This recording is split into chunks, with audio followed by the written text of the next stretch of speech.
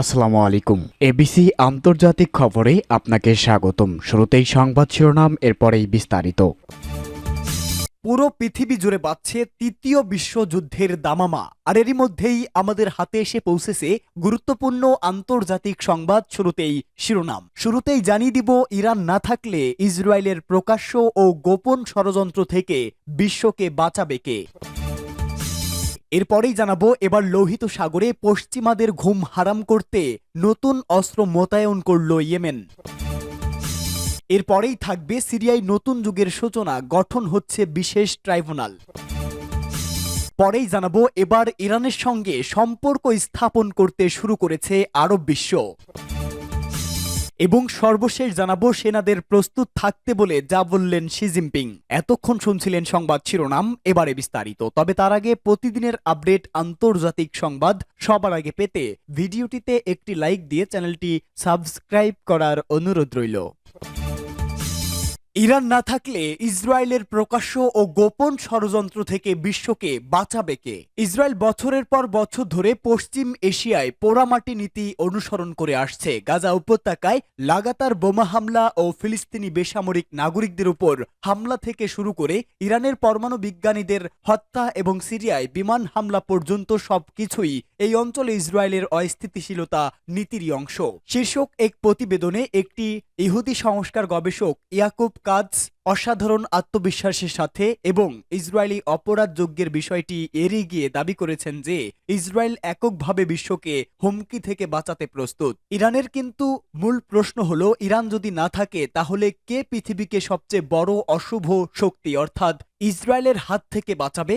ইসরায়েলের প্রকাশ্য ও গোপন ষড়যন্ত্র এবং ধ্বংসাত্মক কর্মকাণ্ডের বিরুদ্ধে কে দাঁড়াবে। যে ইসরায়েলের কর্মকাণ্ড সারা বিশ্বের স্বাভাবিক রাজনীতিকে ব্যাহত করেছে এবং পশ্চিম এশীয় অঞ্চলের একটি অঞ্চলকে জ্বলন্ত অগ্নিকুণ্ডে পরিণত করেছে। প্রত্যক্ষ ও পরোক্ষভাবে বিশ্বব্যাপী বহু সংঘাতে ইসরায়েলের ভূমিকা অনিবার্য।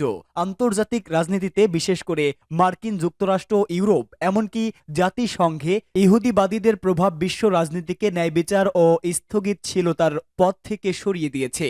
এআইপিএসি এর মতো শক্তিশালী ইহুদিবাদী লবি যা মার্কিন পররাষ্ট্রনীতিকে ইসরায়েলের সেবায় পরিণত করেছে, যার ফলে শান্তি প্রক্রিয়া ব্যাহত হচ্ছে, যা কিনা আন্তর্জাতিক অঙ্গনে ইসরায়েলের ধ্বংসাত্মক কর্মকাণ্ডের প্রমাণ। বিগত দশকগুলোতে ইসরায়েল পশ্চিম এশিয়ায় দেশগুলোর জন্য কল্যাণকর হবে এমন কোনো জোট বা চুক্তিতে পৌঁছানোর পথে বাধা সৃষ্টি করে আসছে, কিন্তু আরব দেশে প্রভাবকে কাজে লাগিয়ে ইসরায়েল ও এই ষড়যন্ত্র চালিয়ে আসছে। ব্যাপক গণবিধ্বংসী অস্ত্র আছে এমন ভিত্তিহীন দাবি তুলে 2003 সালে ইরাকে যে হামলা চালানো হয়েছিল তার পেছনে ইহুদিবাদীদের ব্যাপক ভূমিকা ছিল, আর এর ফলে ইরাকের ধ্বংস ও আইএস এর মতো জঙ্গি সন্ত্রাসী গোষ্ঠীর আবির্ভাব ছাড়া আর কিছুই ছিল না। লোহিত সাগরে পশ্চিমাদের ঘুম কেড়ে নিতে এবার ভয়ঙ্কর অস্ত্র মোতায়েন করল ইয়েমেন। ইসলামী প্রতিরোধ দলগুলোর সমর্থক ছোট করে দেখতে চাইলেও যুদ্ধ শুরুর পর ইসরায়েল এর মিত্ররা হাড়ে হাড়ে টের পাচ্ছে দলগুলোর শক্তিমত্তা। ইরানের আধুনিক কয়েক লাখ মিসাইলের ভান্ডার তো অক্ষতই রয়েছে।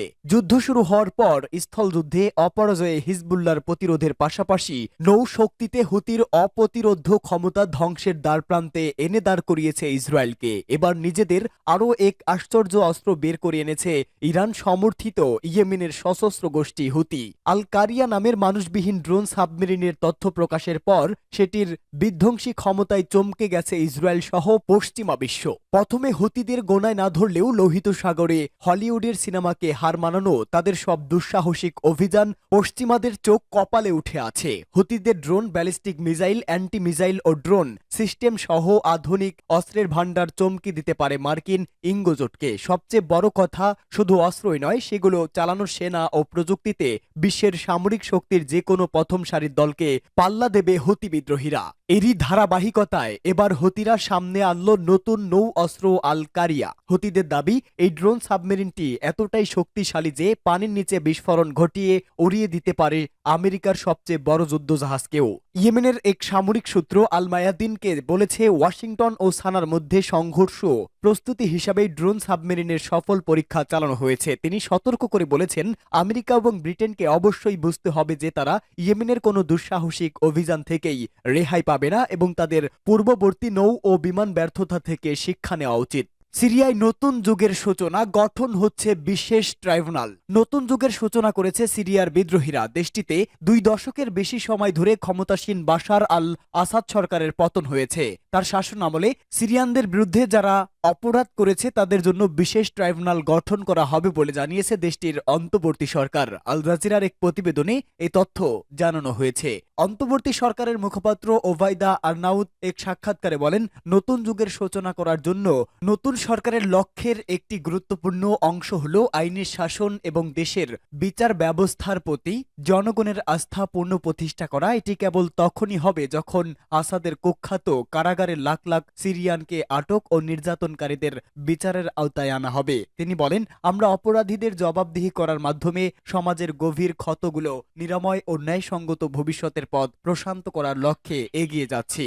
সরকারের শীর্ষ অগ্রাধিকারের মধ্যে রয়েছে দুর্নীতিতে কলঙ্কিত রাষ্ট্রীয় প্রতিষ্ঠানগুলোর সংস্কার করা। জানিয়ে আরাউন বলেন, এসব কর্মচারী অপরাধ করেছেন এবং সিরিয়ার জনগণের ক্ষতি করছেন। তাদের বরখাস্ত করা হবে এবং তাদের জবাবদিহি করা হবে। সরকার নিবেদিত প্রাণ, পেশাদার ও দেশের প্রতি অনুগতদের অগ্রাধিকার দেবে। তিনি বলেন, চাকরির শূন্যপদ সকলের জন্য উন্মুক্ত থাকবে। দেশ গঠনের জন্য আমাদের একতাবদ্ধ হয়ে প্রচেষ্টা চালাতে হবে। নতুন রাষ্ট্র অভ্যন্তরীণ ও বাহ্যিকভাবে অবকাঠামো পুনর্নির্মাণ এবং অর্থনীতিতে শক্তিশালী হওয়ার উপর জোর দিতে হবে। এবার ইসরায়েলের সঙ্গে একে একে সম্পর্ক শুরু করেছে আরব বিশ্ব।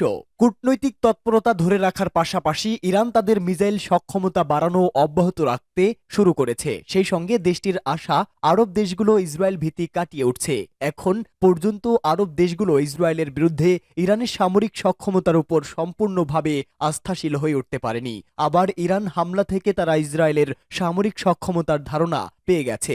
গত কিছুদিন আগে ইরানে হামলা চালিয়ে ইসরায়েল তাদের সামরিক শক্তির দুর্বলতাগুলো প্রকাশ করে দিয়েছে। এটি সামনের সময় আরব দেশগুলোর দৃষ্টিভঙ্গি বদলাতে সহায়তা করতে পারে। ইসরায়েল নিয়ে জুজুর ভয় কাটিয়ে উঠেছে আরবরা, যা ইরানের জন্য বিশাল অর্জন। বিশ্লেষকরা নিশ্চিত করেছে ইরান অবশ্যই তৃতীয়বার ইসরায়েল আক্রমণ করবে এবং এবারের হামলা আরো বিধ্বংসী হতে হবে। এরপরই আরব দেশগুলোতে মনোভাবের পরিবর্তন শুরু হতে থাকবে। একই সঙ্গে ইসরায়েলের বিরুদ্ধে যুদ্ধরত প্রতিরোধ অক্ষগুলো আরো বেপরোয়া হয়ে উঠবে। ফলে শুধুমাত্র আমেরিকার সহায়তা নিয়ে মধ্যপ্রাচ্যে একটি বিস্তৃত যুদ্ধ চালিয়ে নেওয়া ইসরায়েলের জন্য অসম্ভব হয়ে পড়বে।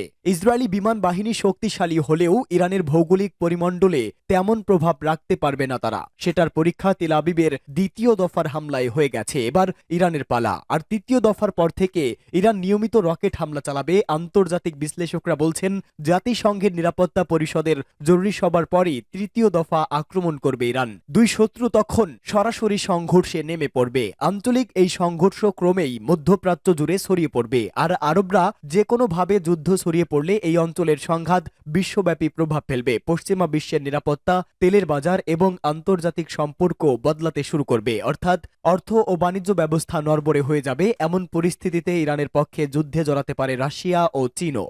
সেনাদেরকে প্রস্তুত থাকতে বললেন শি জিনপিং। সেনাবাহিনীকে যুদ্ধের জন্য প্রস্তুতি নিয়ে থাকতে বললেন প্রেসিডেন্ট শি জিনপিং। চীনের রাষ্ট্র পরিচালিত সম্প্রচারকারী সিসিটিভির বরাত দিয়ে শুক্রবার ভোরে বার্তা সংস্থা এএপি এ তথ্য জানায়। পিপলস রিভলিউশন আর্মির রকেট ফোর্সের একটি ব্রিগেড পরিদর্শনের সময় চীনের প্রেসিডেন্ট বলেন, সামরিক বাহিনীকে বিস্তৃতভাবে প্রশিক্ষণ এবং যুদ্ধের প্রস্তুতি জোরদার করা উচিত। শি জিনপিং আরও বলেন, সেনাদের অবশ্যই দেশের কৌশলগত নিরাপত্তা এবং মূল স্বার্থ রক্ষার্থে কাজ করতে হবে। তাদের কঠিন যুদ্ধের সক্ষমতা রয়েছে তা নিশ্চিত করা উচিত। চীনের প্রেসিডেন্ট যখন একথা বলেন তার কয়েকদিন আগেই তাইওয়ানের চারপাশে চীনের সেনাবাহিনীর বৃহৎ আকারের সামরিক মহড়া দিয়েছিল। চীন তাইওয়ানকে তার ভূখণ্ডের অংশ হিসাবে দাবি করে থাকে এবং বিগত বছরগুলোতে স্বশাসিত পূর্ব এশিয়ার এই দ্বীপের চারপাশে বেইজিং তার শক্তি প্রদর্শন ব্যাপকভাবে বাড়িয়েছে। উল্লেখ, 1949 সালে চীন কমিউনিস্টরা ক্ষমতা দখল করার পর তাইওয়ান দেশটির মূল ভূখণ্ড থেকে বিচ্ছিন্ন হয়ে যায়। যদিও